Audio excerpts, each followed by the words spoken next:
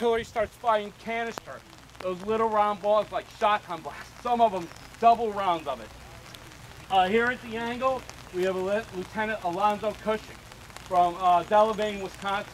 And during the cannonade, Lieutenant Cushing takes a piece of shrapnel in the shoulder, and it knocks him down. He's only 23 years old.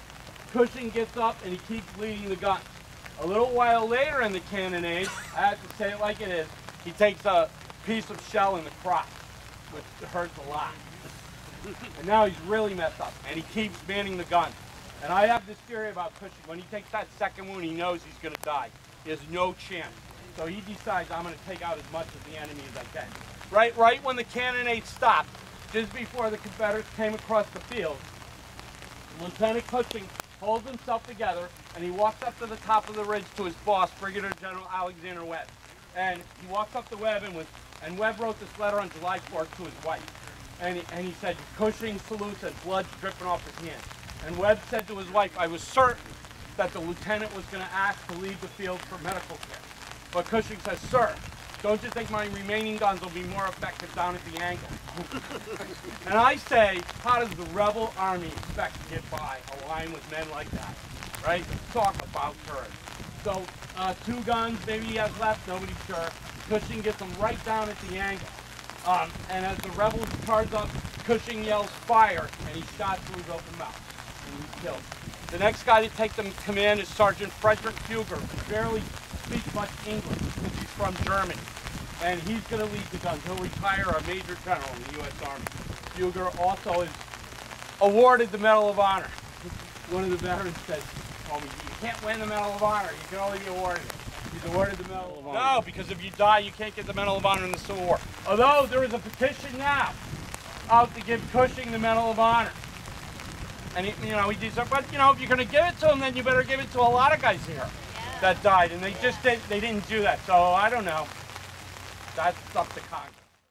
Now Wayne Moutz and I are out at the angle at the climax of Pickett's charge, right where Alonzo Cushing actually fought. And we're joined by my colleague Sam Smith, and Wayne brought something with him today.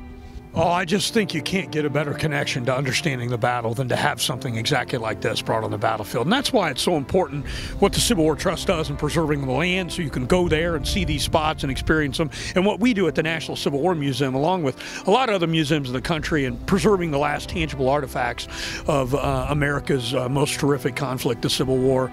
A lot of connections that you can have here with us. It's a dramatic incident, and here we have the belt actually out where he wore it for the last time. Why is it important to do something like this, Sam? Oh, well, first, this is incredible. Thank you, Wayne, for bringing this out. And, this is a fella younger than me, and he's in the middle of this, bloody vortex in this vast human disaster. And he's just doing, under immense pressure, in immense pain, doing everything he can to stick to his post and to save his comrades in arms. I mean, if anything needs to be preserved, it's the legacy of people like this, people that stuck to it and did everything they could to save the people around them.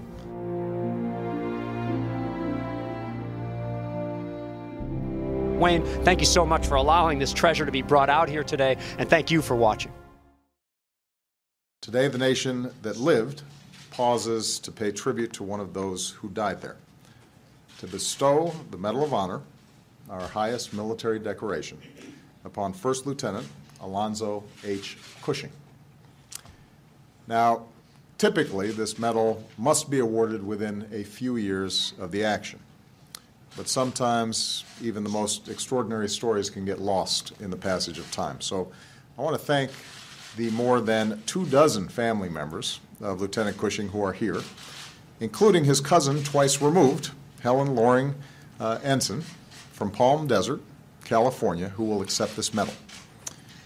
For this American family, this story isn't some piece of obscure history. It is an integral part of who they are.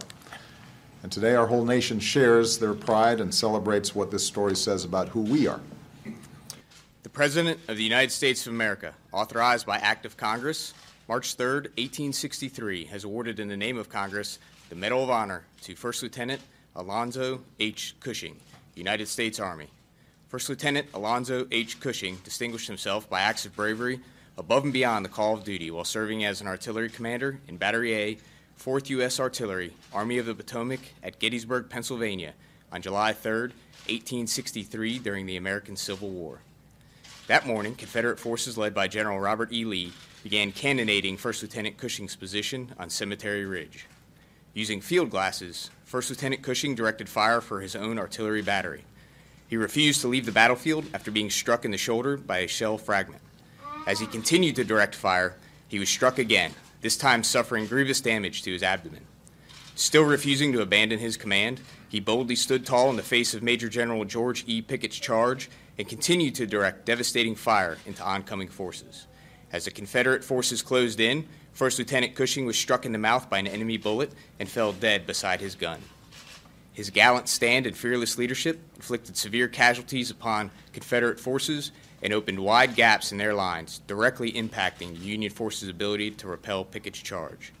1st Lieutenant Cushing's extraordinary heroism and selflessness above and beyond the call of duty at the cost of his own life are in keeping with the highest traditions of military service and reflect great credit upon himself, Battery A, 4th U.S. Artillery, Army of the Potomac, and the United States Army.